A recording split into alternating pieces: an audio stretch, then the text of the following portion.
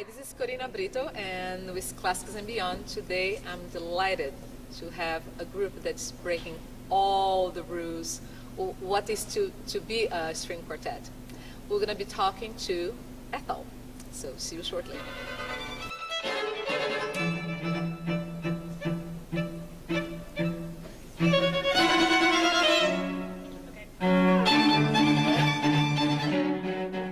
To start by saying that I'm totally in love with that YouTube video of you guys performing with James Bilagody, playing a song called Anticipation.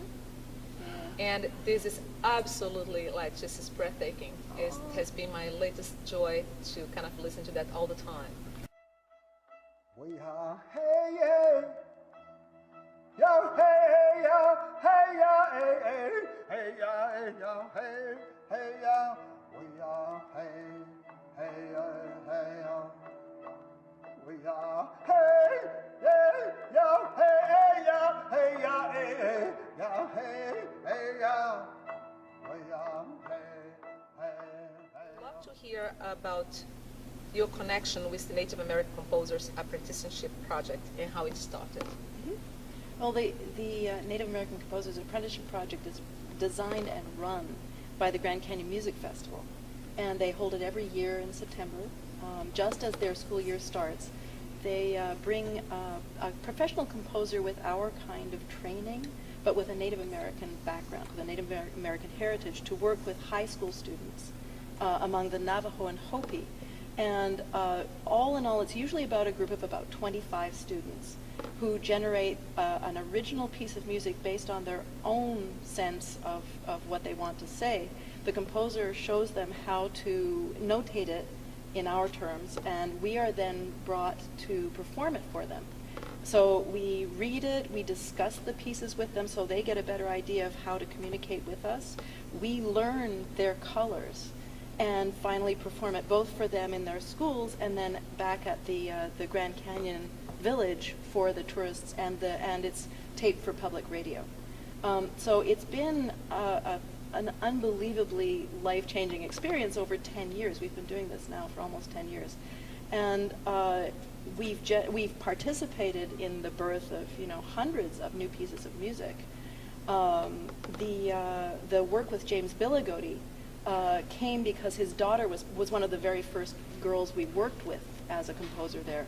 And he is a performer. He's also a community leader. He's a kind of a shaman and a brilliant, loving man who kind of entered our lives like this spirit who would show us the way. And that piece, I believe, was generated the second year that we went back and we could visit him again. And every time we work with those artists, something is transmitted which is more like a ritual. It's not really all about it's not only the music. The music is an expression of something deeper.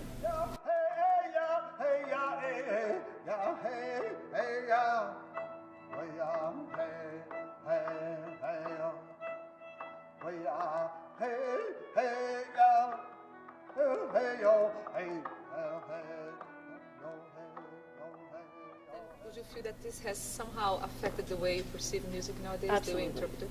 Yes. Yeah, well, the very first time we went out, we came directly from our culture, from New York City, from the aggressive, busy, urban style, and we actually tried to bring that to them. We thought they might enjoy a little bit of that, the virtuosity, the excitement, and in fact, we got kind of stunned, as they heard this in their music.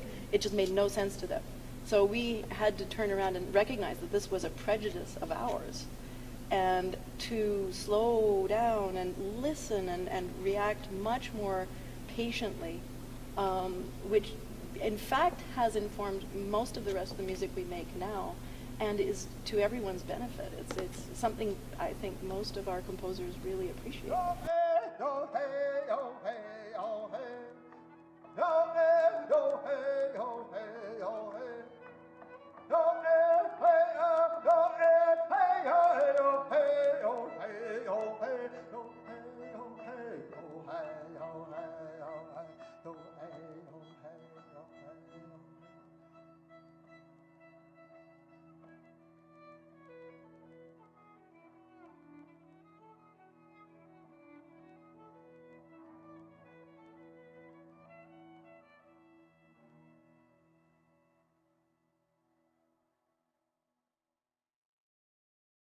Watch more interviews on boactv.com.